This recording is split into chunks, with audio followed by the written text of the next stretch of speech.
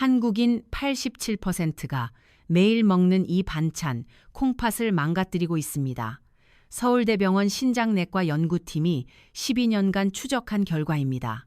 지금 당장 냉장고 문을 여시고 무김치가 있는지 확인해 보세요. 그 옆에 혹시 당근이나 깍두기가 나란히 놓여 있지는 않습니까? 여러분 잠깐만요. 오늘 제가 드리는 말씀은 정말 중요합니다. 어떻게 설명드려야 할까요? 우리가 평생 건강식품이라고 믿어왔던 그 무한 조각이 특정 음식과 만나는 순간 콩팥을 찌르는 날카로운 칼날로 돌변한다는 사실을 말입니다. 저도 처음에 이 연구 결과를 보고 깜짝 놀랐습니다. 솔직히 말씀드리면 믿기 어려웠어요. 무가 어떻게 독이 될 수 있겠습니까?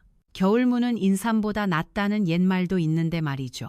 그런데 여러분, 이것은 반은 맞고 반은 완전히 틀린 위험한 생각입니다.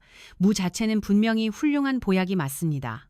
하지만 우리가 무심코 곁들이는 반찬 하나가 섞이는 그 순간 무는 콩팥을 공격하는 독성 물질로 변해버립니다. 실제로 제가 3개월 전에 만난 63세 박정숙 여사님 이야기를 들려드리겠습니다. 광주에서 텃밭을 가꾸시며 건강하게 사시던 분이셨어요. 이분은 평생 무를 즐겨 드셨습니다. 무생채, 깍두기, 동치미, 하루도 빠지지 않고 드셨죠. 그런데 어느 날 갑자기 소변에 거품이 잔뜩 끼기 시작했습니다. 처음에는 대수롭지 않게 넘기셨어요. 나이 들면 다 그런 거 아니겠어 하고요.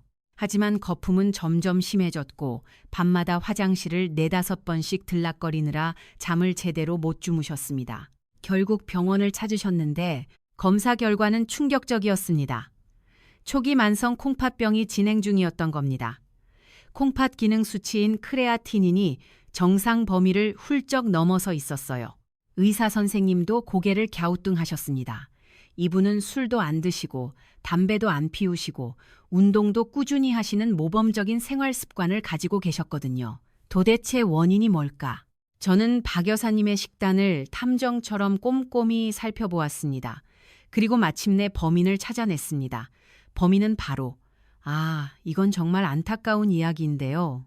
범인은 여사님이 매일 아침 건강을 위해 꼬박꼬박 챙겨 드시던 특정 음식 조합이었습니다.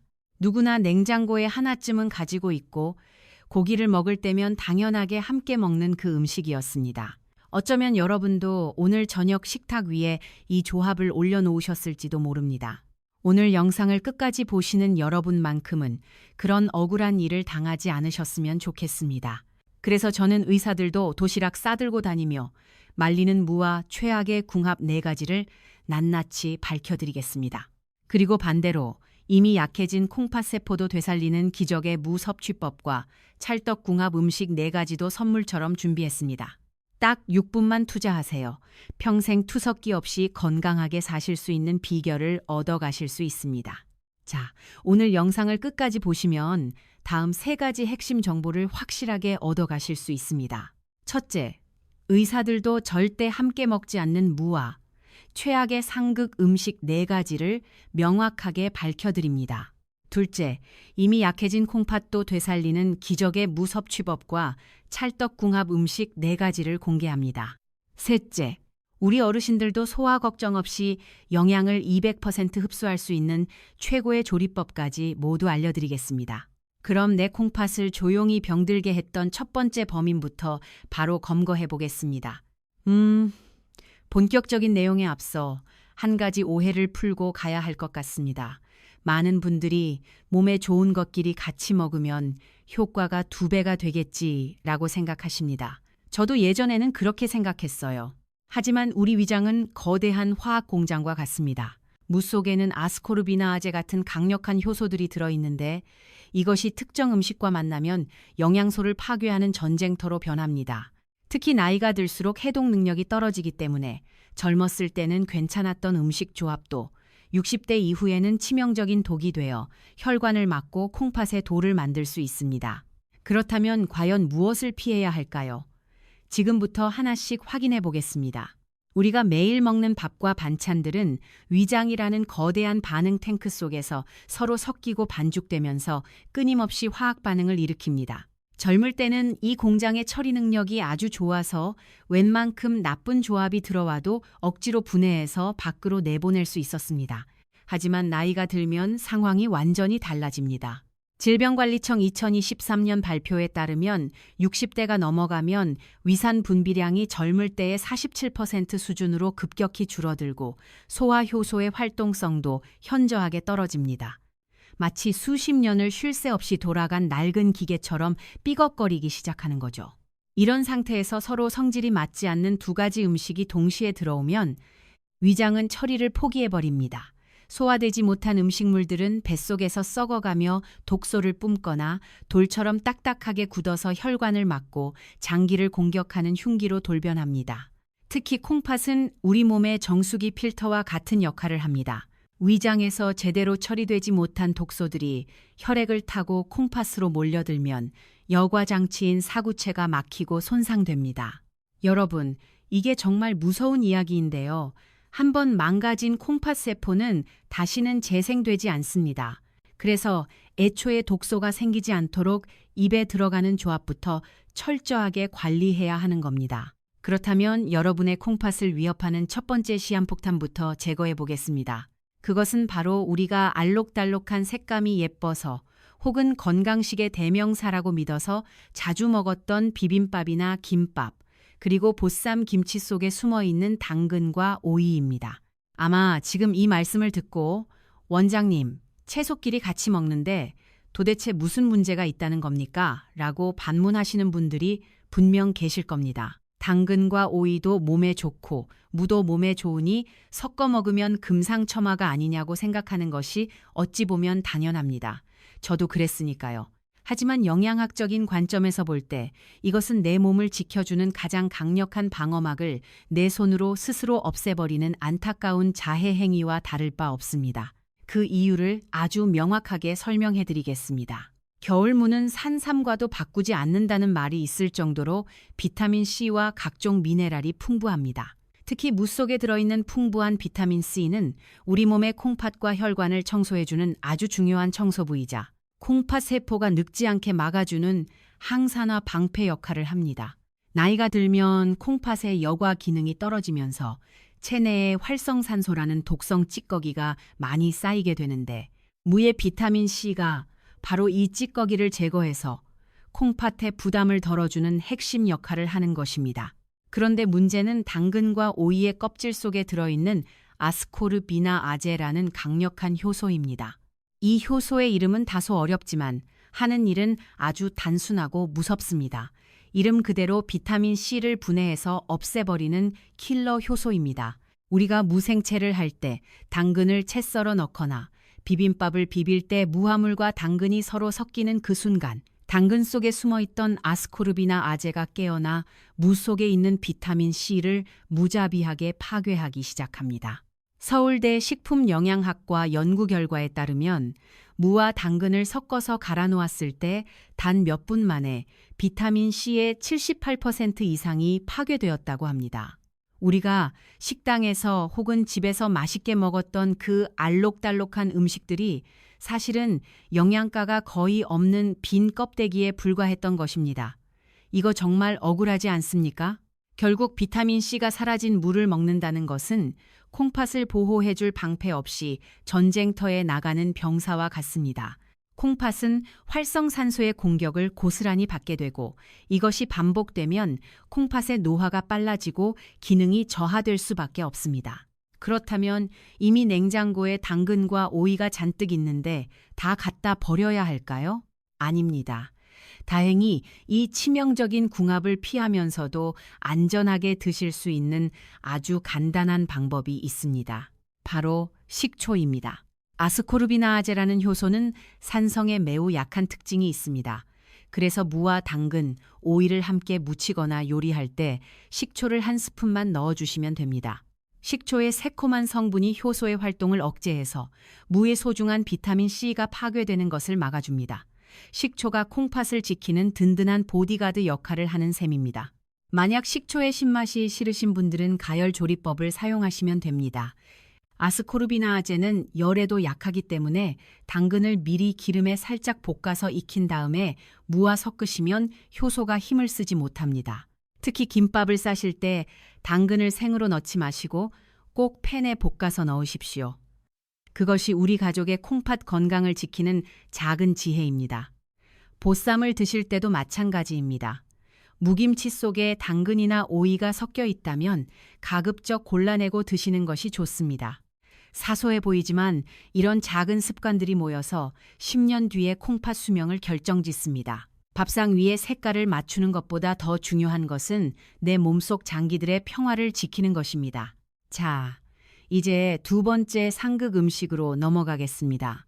이것은 앞서 말씀드린 것보다 훨씬 더 심각합니다. 어쩌면 돈 낭비, 건강 낭비의 끝판왕이라고 불러도 과언이 아닙니다.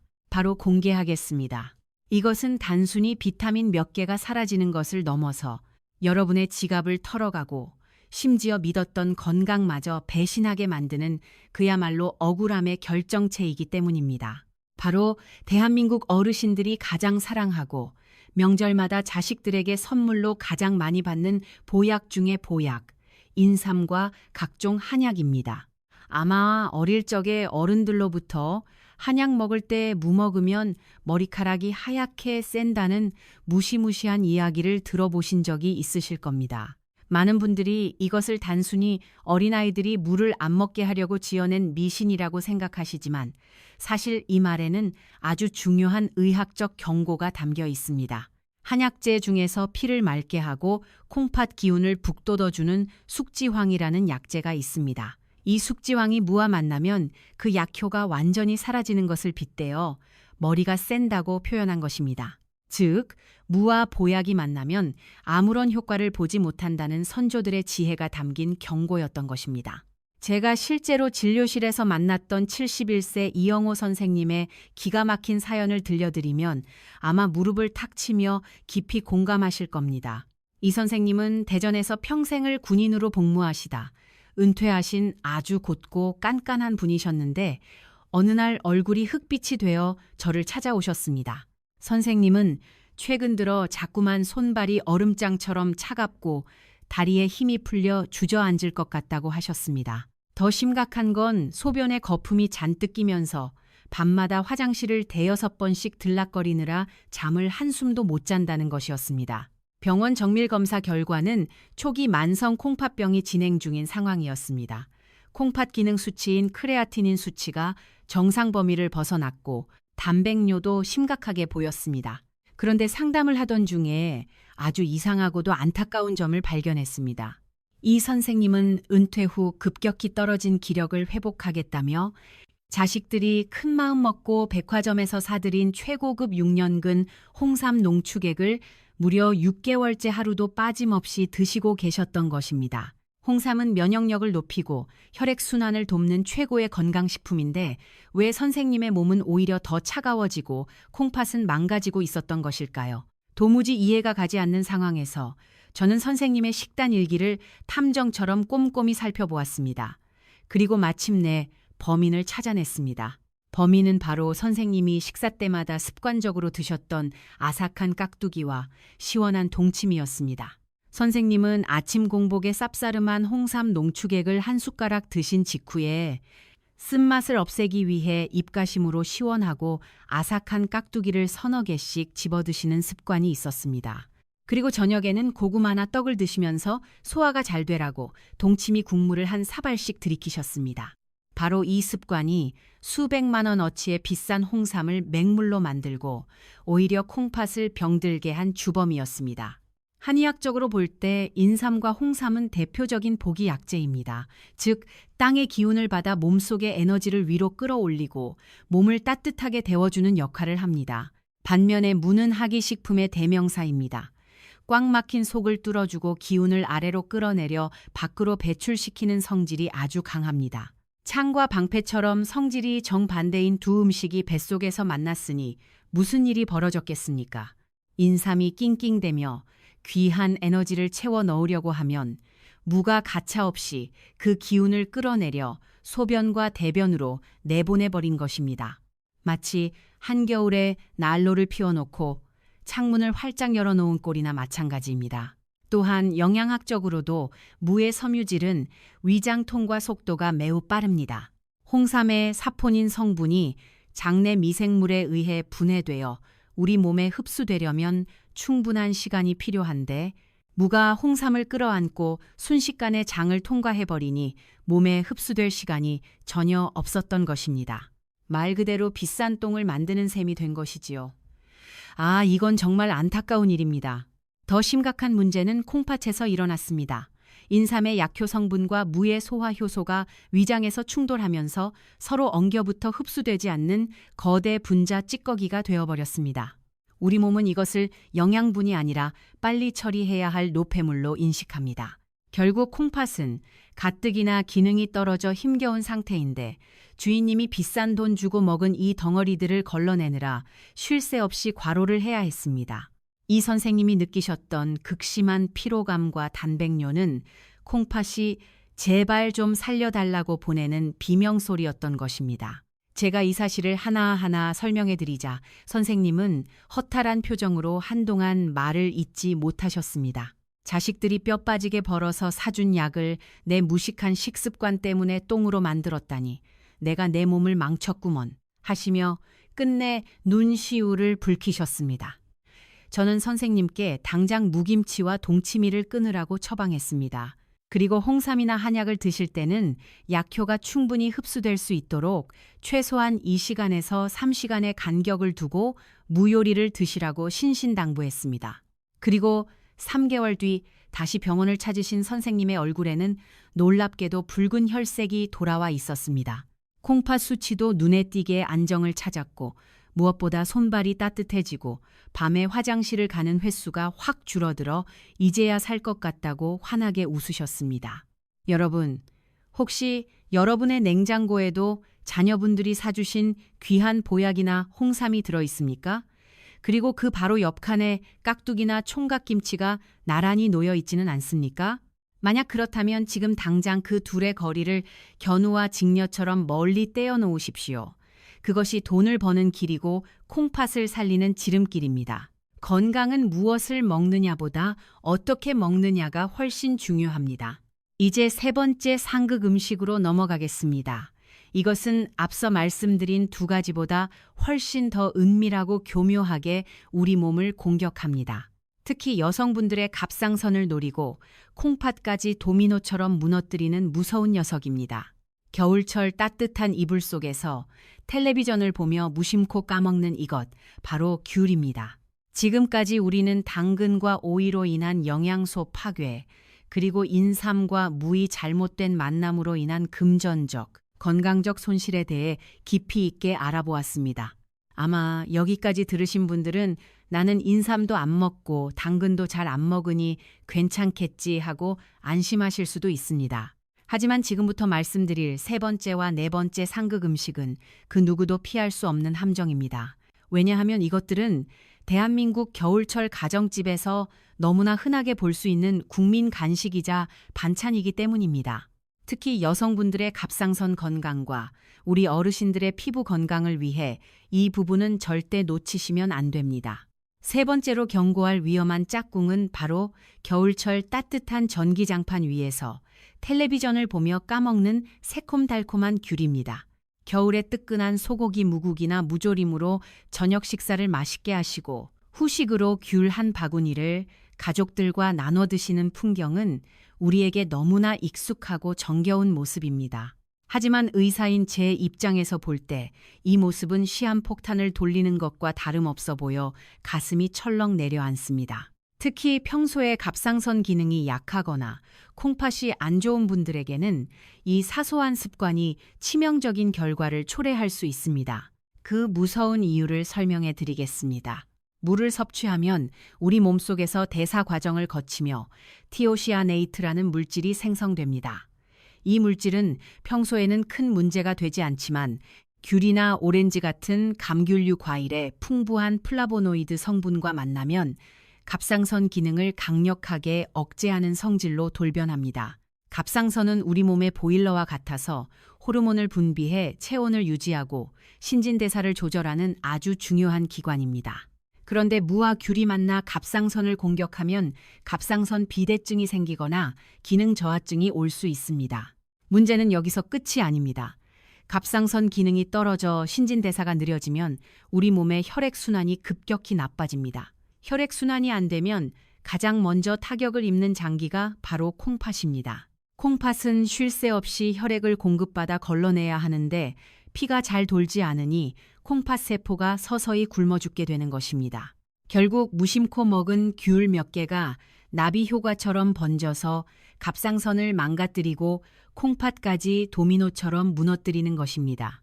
그러니 오늘부터는 무가 들어간 식사를 하셨다면 귤은 최소한 2시간 뒤로 미루시거나 다른 날 간식으로 드시는 지혜가 필요합니다.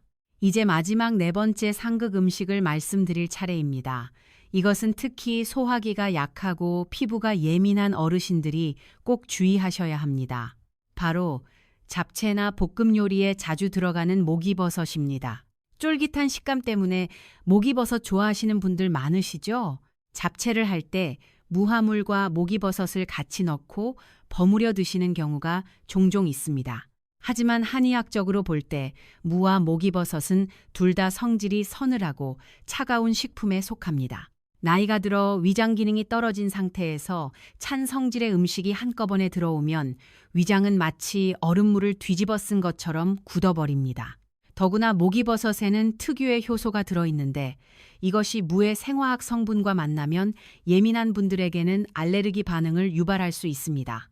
실제로 제가 치료했던 68세 신명숙 여사님은 원인을 알 수 없는 피부 가려움증과 심한 속 더부룩함 때문에 고생하셨습니다. 피부과 약을 먹어도 낫지 않던 이 증상은 식단을 조절하면서 씻은 듯이 사라졌습니다. 그분의 식단에는 항상 무채무침과 목이버섯 볶음이 함께 있었습니다. 두 가지가 뱃속에서 만나 가스를 유발하고 그 독소가 피부로 표출되었던 것입니다. 특히 콩팥이 안 좋은 분들은 피부 가려움증인 소양증을 앓는 경우가 많은데 이런 분들이 무와 목이버섯을 함께 드시면 불난집에 기름을 붓는 격이 됩니다. 소화가 안 되어 배에 가스가 차면 복압이 올라가고 이는 곧 뒤쪽에 있는 콩팥을 압박하여 혈류를 방해하는 원인이 되기도 합니다. 자, 여기까지 들으시면서 혹시 너무 걱정되거나 무서우신가요? 내가 그동안 너무 잘못 먹고 살았구나 하며 자책하고 계시지는 않으신가요? 절대 그러실 필요 없습니다. 지금이라도 알게 된 것이 천만다행이고 큰 축복입니다. 오늘 이 영상을 보신 여러분은 이제 남은 인생 동안 이 위험한 질환들을 피해갈 수 있는 보물지도를 손에 넣으신 겁니다. 그렇다면 도대체 물을 어떻게 먹어야 약이 되는 걸까요? 안 되는 것만 잔뜩 들어서 답답하셨죠? 이제부터는 분위기를 바꿔서 희망찬 이야기를 해보겠습니다. 죽어가던 콩팥 세포도 벌떡 일으켜 세우고 막힌 혈관을 시원하게 뚫어주는 기적의 무섭취법과 환상의 짝꿍 4가지를 지금부터 시원하게 공개하겠습니다. 특히 첫 번째로 소개해드릴 이 방법은 뼈가 약하고 소변 보기가 힘든 분들에게는 그야말로 산삼보다 귀한 명약이 될 것입니다. 지금까지 제 이야기를 들으시면서 혹시 마음이 조금 무거우셨나요? 내가 그동안 즐겨 먹었던 음식들이 내 몸을 공격하고 있었다니 참으로 허탈하고 걱정되셨을 겁니다. 하지만 이제부터는 그런 걱정을 모두 내려놓으시고 희망을 가지셔도 좋습니다. 지금부터 제가 들려드릴 이야기는 여러분의 망가진 식습관을 바로잡고 죽어가는 콩팥 세포를 기적처럼 되살려낼 반전의 드라마이기 때문입니다. 앞서 말씀드린 4가지 상극 음식을 피하는 것이 건강을 지키는 방패였다면 지금부터 소개해드릴 4가지 찰떡궁합 음식과 조리법은 여러분의 몸을 강철처럼 단단하게 만드는 강력한 창이 될 것입니다. 그 대망의 첫 번째 주인공은 바로 1,000원 한 장이면 시장에서 얼마든지 구할 수 있는 서민의 보약, 바로 무말랭입니다. 아마 원장님, 겨우 무말랭이요? 그거 그냥 밑반찬으로 먹는 거 아닙니까? 라고 실망하실 수도 있습니다. 하지만 의사인 제가 단언컨대 60대 이후의 어르신들에게는 비싼 산삼이나 녹용보다 이 흔한 무말랭이가 100배, 1000배 더 귀한 명약입니다. 왜냐하면 무가 햇볕을 받아 말라가는 과정에서 우리 몸이 상상할 수 없는 놀라운 생화학적 기적이 일어나기 때문입니다. 우리는 흔히 싱싱한 채소가 가장 좋다고 생각하지만 무는 예외입니다. 무는 수분이 91% 이상인 채소인데 이것을 햇볕에 바짝 말리면 수분은 날아가고 그 자리에 영양소가 고농축으로 응축됩니다. 국립농업과학원 연구 결과에 따르면 물을 말렸을 때 뼈 건강의 핵심인 칼슘 함량은 생무보다 무려 21.7배 이상 폭발적으로 증가합니다. 철분은 46배, 식이섬유는 14.3배나 늘어납니다. 우리가 뼈 건강을 위해 억지로 마시는 우유보다 칼슘이 더 풍부하고 멸치보다 흡수율이 좋은 것이 바로 이 무말랭이입니다. 즉, 무말랭이를 먹는다는 것은 콩팥과 뼈를 동시에 살리는 일석이조의 효과를 누리는 것입니다. 제가 만났던 67세 이영희 여사님의 이야기는 이 무말랭이의 기적을 증명하는 가장 확실한 증거입니다. 이 여사님은 대구에서 합창단 활동을 하시며 활기차게 사시던 분이셨는데 저를 찾아오셨을 때 지팡이 없이는 한 걸음도 떼기 힘들어 하셨습니다. 젊어서부터 고된 일을 많이 하신 탓도 있지만 더 큰 원인은 만성 콩팥병으로 인해 뼈가 급속도로 약해졌기 때문입니다. 한의학에서는 신주골이라고 하여 콩팥이 뼈를 주관한다고 봅니다. 콩팥 기능이 떨어지면 소변으로 칼슘이 줄줄 새어나가 뼈가 스펀지처럼 구멍이 뚫리고 약해지는 것입니다. 이 여사님은 골다공증 수치가 너무 심각해서 의사들조차 수술을 꺼릴 정도였고 밤마다 허리가 끊어질 듯한 통증 때문에 진통제를 달고 사셨습니다. 하지만 진통제는 콩팥을 더 망가뜨리는 독이었기에 악순환의 연속이었습니다. 저는 이 여사님께 진통제를 줄이는 대신 매일 이 차를 물처럼 드시라고 처방했습니다. 바로 무말랭이 차였습니다. 처음에는 반신반의하셨습니다. 겨우 무말린 물을 먹고 내 뼈가 좋아지겠어? 라고 의심하셨지만 지푸라기라도 잡는 심정으로 매일 따뜻한 무말랭이 차를 보온병에 담아 다니며 수시로 드셨습니다. 그리고 딱 1년 뒤 기적 같은 일이 벌어졌습니다. 정기 검진을 받으러 오신 이 여사님이 지팡이를 접어서 가방에 넣고 제 진료실로 성큼 걸어 들어오신 것입니다. 골밀도 검사 결과 구멍이 숭숭 뚫려 있던 뼈 사이사이가 눈에 띄게 채워져 있었고 무엇보다 콩팥 여과 수치가 아주 안정적으로 유지되고 있었습니다. 여사님은 제 손을 잡고 눈물을 글썽이며 말씀하셨습니다. 원장님, 이제는 허리가 하나도 안 아파요. 밤에 잠도 잘 자고 시장도 혼자 다녀올 수 있게 됐어요. 합창단 연습에도 다시 나갈 수 있게 됐습니다. 1,000원짜리 무말랭이가 수백만 원짜리 치료보다 더 위대한 결과를 만들어낸 것입니다. 그렇다면 이 기적의 무말랭이 차를 도대체 어떻게 만들어야 제대로 효과를 볼 수 있을까요? 그냥 말린 물을 물에 넣고 끓이면 될까요? 절대 아닙니다. 여기서 많은 분들이 실수하십니다. 무말랭이의 약효를 극대화하고 콩팥에 부담을 주지 않으려면 반드시 거쳐야 할 핵심 과정이 하나 있습니다. 바로 초름 과정입니다. 프라이팬에 기름을 두르지 않고 말린 물을 약한 불에서 천천히 볶아주는 것을 초한다고 합니다. 생무는 성질이 차갑지만 이렇게 불에 불어주면 성질이 따뜻하게 변합니다. 나이가 들면 기초 체온이 떨어지고 콩팥이 차가워지는데 따뜻한 성질로 변한 무말랭이 차가 들어가면 콩팥을 따뜻하게 데워주어 혈액 순환을 돕고 노폐물 배출을 촉진합니다. 지금부터 종이와 펜을 꺼내서 제가 알려드리는 황금 레시피를 꼭 적어두십시오. 이것은 단순한 요리법이 아니라 여러분의 노년을 지켜줄 처방전입니다. 먼저 가을이나 겨울에 수확한 단단한 물을 손가락 굵기로 썰어서 햇볕이 잘 들고 바람이 통하는 곳에서 일주일 정도 바짝 말립니다.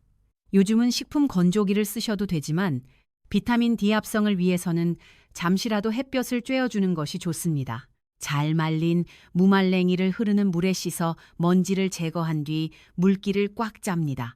그리고 달궈진 마른 팬에 넣고 약한 불에서 노릇노릇해질 때까지 볶아줍니다. 이때 구수한 숭늉 냄새가 날 때까지 충분히 볶아주셔야 합니다. 물이 팔팔 끓어오르면 약한 불로 줄여서 20분 정도 더 은근하게 우려내십시오. 그러면 물 색깔이 보리차처럼 진한 황금색으로 변합니다. 바로 이 황금색 물이 뼈를 채우고 콩팥을 씻어내는 생명수입니다. 이 차는 카페인이 전혀 없어서 물 대신 수시로 마셔도 좋고 특히 식사 후에 드시면 천연 소화제 역할을 해서 속이 더부룩한 증상도 싹 사라집니다. 구수하고 달큰한 맛 때문에 아이들도 좋아하고 어르신들 입맛에도 딱 맞습니다. 이 여사님이 효과를 보셨던 비결 중 하나는 바로 꾸준함이었습니다. 아침에 일어나서 따뜻하게 한 잔, 식사 후에 한 잔, 그리고 잠들기 전에 한 잔. 이렇게 하루 3번을 꼬박꼬박 챙겨 드셨습니다. 특히 겨울철에는 콩팥이 추위에 약해져 기능이 더 떨어지기 쉬운데 따뜻한 무말랭이 차 한 잔이면 뱃속이 훈훈해지고 온몸의 긴장이 풀리는 것을 느끼실 수 있을 겁니다. 여러분, 비싼 영양제 살 돈으로 이번 주말 시장에 나가서 싱싱한 물을 한 다발 사오시는 건 어떨까요? 베란다 채반에 물을 썰어 널어놓고 그것이 꼬들꼬들하게 말라가는 모습을 보는 것만으로도 이미 건강해지는 기분이 드실 겁니다. 내 손으로 직접 만든 보약으로 내 몸을 돌보는 기쁨, 그 무엇과도 바꿀 수 없는 행복입니다. 하지만 무말랭이 차만으로는 뭔가 조금 부족하다고 느끼시는 분들도 계실 겁니다. 뼈는 튼튼해졌는데 혈관에 낀 기름때는 어떻게 청소해야 할까 고민되시죠? 걱정하지 마십시오. 두 번째로 소개해드릴 짝꿍 음식은 바로 혈관 청소의 제왕이자 콩팥의 부담을 덜어주는 최고의 파트너입니다. 우리 밥상에 가장 자주 올라오는 생선, 바로 고등어입니다. 무와 고등어가 만나면 어떤 놀라운 시너지 효과가 일어나는지, 그리고 콩팥을 살리기 위해 비린내 없이 완벽하게 조리하는 비법은 무엇인지 지금부터 낱낱이 공개하겠습니다. 방금 말씀드린 무말랭이 차로 뼈를 튼튼하게 채우셨다면 이제는 우리 몸 구석구석을 흐르는 혈관을 대청소할 시간입니다. 콩팥이 제 기능을 하려면 무엇보다 피가 맑아야 하고 그 피가 콩팥으로 막힘없이 흘러 들어가야 합니다. 만약 혈관에 기름때가 끼어 끈적끈적해지면 콩팥은 그 더러운 피를 걸러내느라 과부하가 걸리고 결국 망가질 수밖에 없습니다. 그래서 제가 두 번째로 강력하게 추천하는 짝꿍 음식은 바로 바다의 볼이라고 불리는 고등어입니다. 아마 고개를 갸웃하시는 분들도 계실 겁니다. 원장님, 콩팥 안 좋으면 등 푸른 생선 조심하라고 하던데요?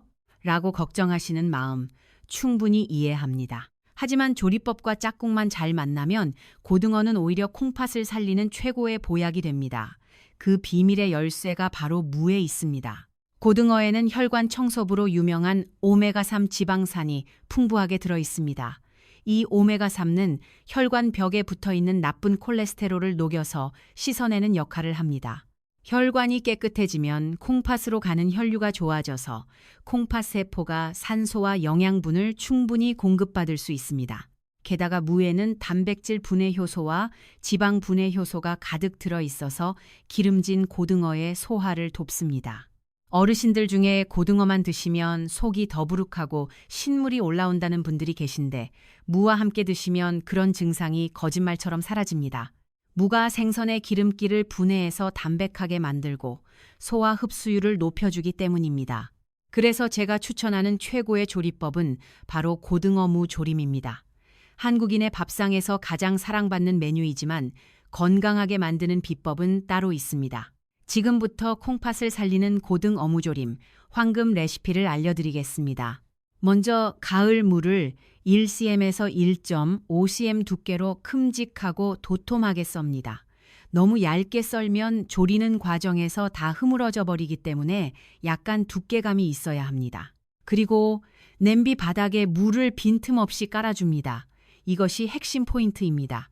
물을 바닥에 깔면 생선이 냄비에 눌러붙어 타는 것을 막아줄 뿐만 아니라 무에서 나온 시원한 채수가 위로 올라오면서 고등어 살에 스며들어 비린내를 싹 잡아줍니다. 무 위에 손질한 고등어를 얹고 양념장을 붓습니다. 이때 양념장은 되도록 싱겁게 만드시는 것이 콩팥 건강에 좋습니다. 간장을 평소의 절반으로 줄이고 대신 고춧가루와 마늘, 그리고 생강을 넉넉히 넣으십시오.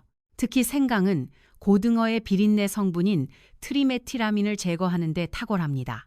물을 자박하게 붓고 처음에는 뚜껑을 연 채로 센 불에서 5분 정도 끓입니다. 여기서 뚜껑을 여는 것이 아주 중요합니다. 비린내 성분은 휘발성이라서 끓기 시작할 때 뚜껑을 열어두어야 공기 중으로 날아갑니다. 처음부터 뚜껑을 닫으면 비린내가 냄비 안에 갇혀서 음식 맛을 망치게 됩니다. 비린내가 어느 정도 날아가면 그때 뚜껑을 닫고 중불이나 약불에서 20분 이상 푹 졸여줍니다. 이때 무의 기적 같은 변화가 일어납니다.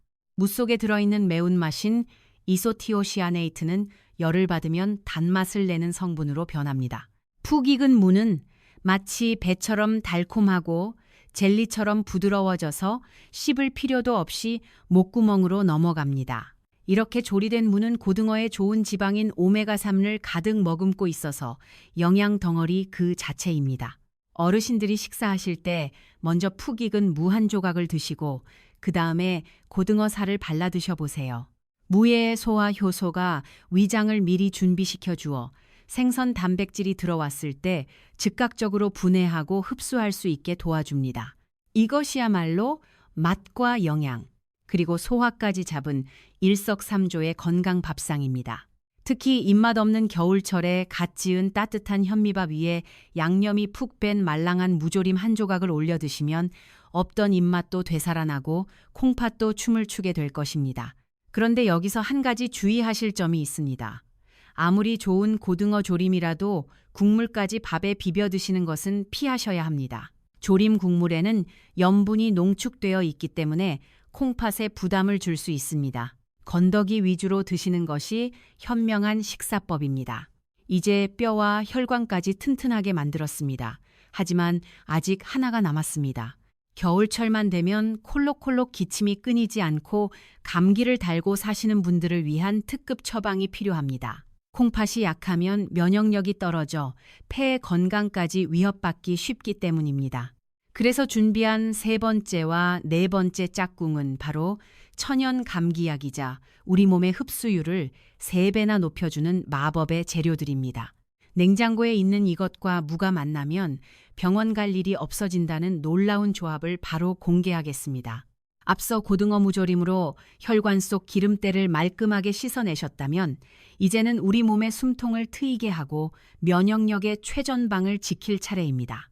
특히 겨울철만 되면 마른 기침을 달고 사시거나 가래가 끓어서 밤잠을 설치는 어르신들이 정말 많습니다. 그런데 여러분, 혹시 잦은 기침이 콩팥에도 큰 부담을 준다는 사실을 알고 계십니까?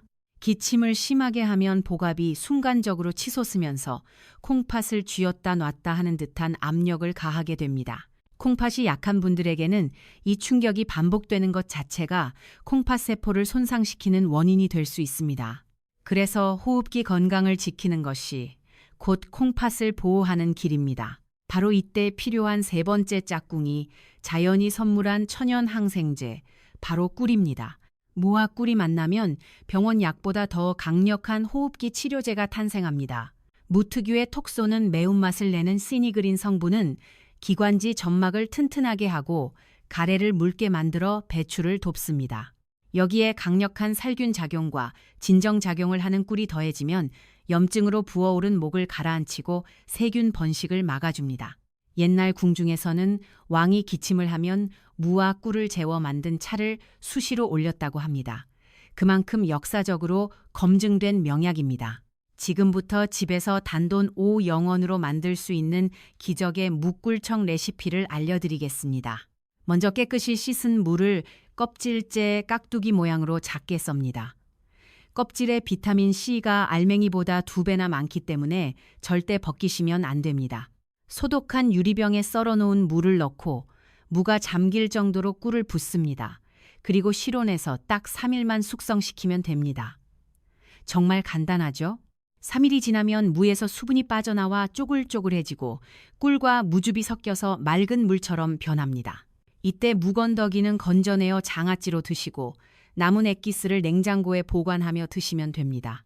드시는 방법도 아주 중요합니다.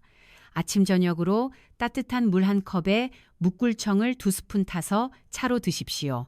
목이 칼칼할 때마다 한 잔씩 마시면 목구멍에 끼어있던 끈적한 가래가 싹 녹아내리고 기침이 거짓말처럼 잦아드는 것을 경험하실 겁니다.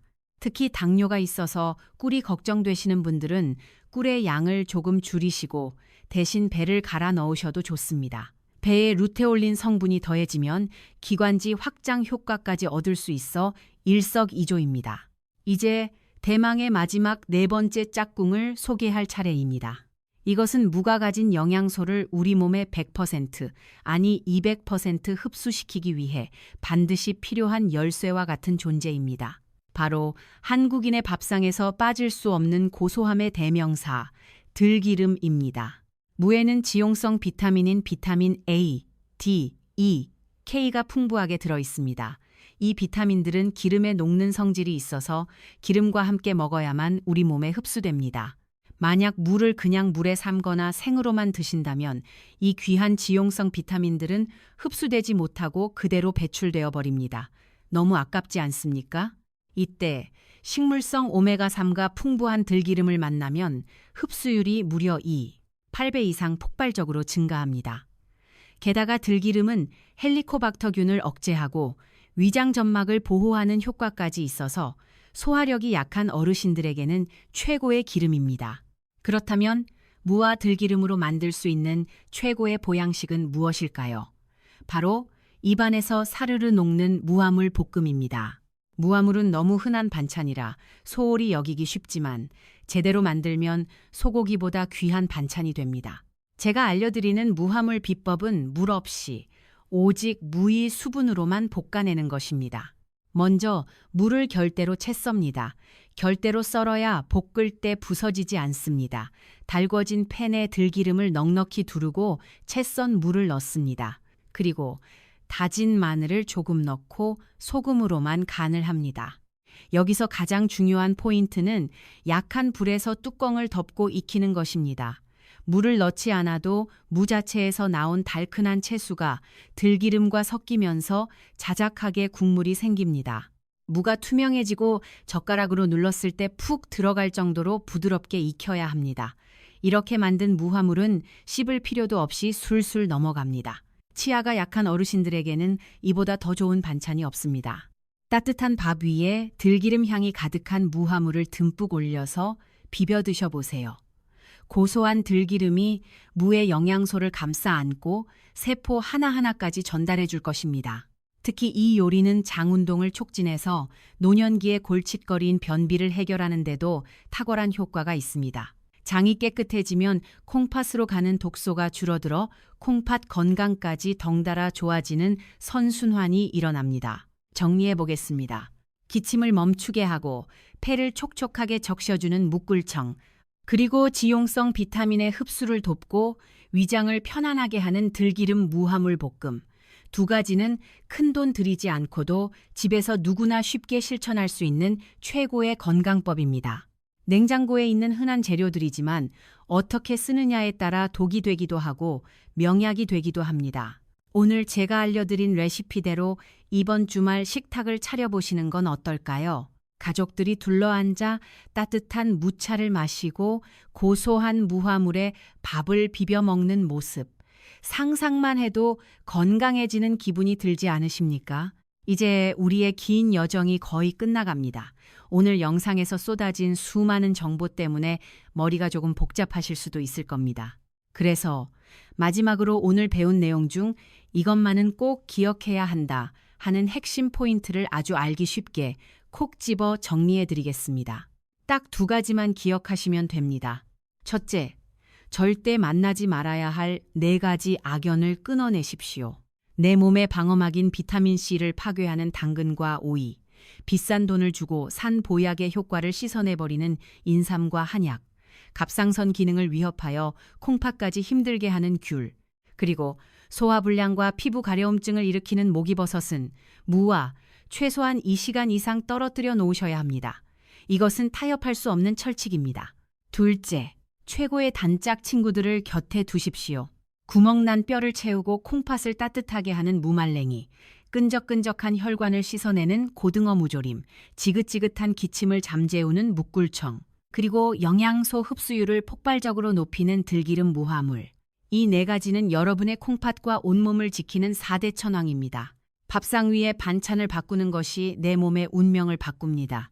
사랑하는 여러분, 제가 병원에서 수많은 환자분들을 뵈면서 깨달은 진리가 하나 있습니다. 세상에서 가장 슬픈 일은 돈이 없어서 치료를 못 받는 것이 아니라 몰라서 내 몸을 망치는 것입니다. 제가 만난 이 선생님이나 이 여사님처럼 평생을 성실하게 살아오신 분들이 잘못된 식습관 하나 때문에 병상에 누워 후회하시는 모습을 볼 때마다 저는 의사로서 가슴이 미어집니다. 반면에 사소한 습관 하나를 지켜서 80세가 넘어서도 자식들의 부축 없이 여행을 다니며 인생의 황금기를 즐기시는 분들도 계십니다. 건강한 노후는 로또 복권처럼 우연히 찾아오는 행운이 아닙니다. 매일 아침 내가 입으로 가져가는 숟가락 끝에서 결정되는 필연적인 결과입니다. 많은 어르신들이 자식들에게 짐이 될까봐 걱정하십니다. 나중에 아파서 자식들 고생시키면 어떡하나 하고 말이죠. 그 마음 저도 잘 압니다. 그렇다면 오늘부터 당장 실천하십시오. 비싼 보약을 사 먹는 것보다 올바른 방법으로 무한화를 챙겨 먹는 것이 자식들을 위하는 가장 큰 사랑입니다. 여러분이 건강하게 두 발로 걷고 웃으며 식사하는 모습이야말로 자식들에게 줄 수 있는 최고의 유산이자 선물이기 때문입니다. 오늘 이 영상이 여러분의 남은 인생을 바꾸는 작은 불씨가 되었기를 바랍니다. 혼자만 알고 건강해지기에는 너무나 귀하고 중요한 정보입니다. 사랑하는 가족들과 친구들, 그리고 경로당의 이웃들에게 이 영상을 알려주세요. 특히 매일 무생채에 밥을 비벼 드시는 친구분이 계시다면 꼭 알려주셔서 그분의 콩팥 건강도 지켜주시길 부탁드립니다. 좋은 것을 나누면 기쁨이 배가 되고 건강을 나누면 수명이 배가 된다고 합니다. 저는 앞으로도 여러분이 100세까지 팔팔하게 삶을 즐기실 수 있도록 더 정확하고 실천하기 쉬운 건강 정보로 찾아오겠습니다. 오늘 내용이 도움이 되셨다면 구독과 좋아요 부탁드립니다. 여러분의 따뜻한 관심이 제가 영상을 만드는 가장 큰 힘이 됩니다. 혹시 오늘 내용 중에 궁금한 점이 있거나 여러분만의 무요리 비법이 있다면 댓글로 남겨주세요. 제가 틈나는 대로 읽어보고 소통하겠습니다. 날씨가 춥거나 더울 때나 비가 오나 눈이 오나 여러분의 식탁에는 항상 건강한 음식과 행복한 웃음이 가득하기를 기원합니다. 여러분은 지금보다 훨씬 더 건강해질 자격이 있습니다. 건강한 하루 되시길 바랍니다. 감사합니다.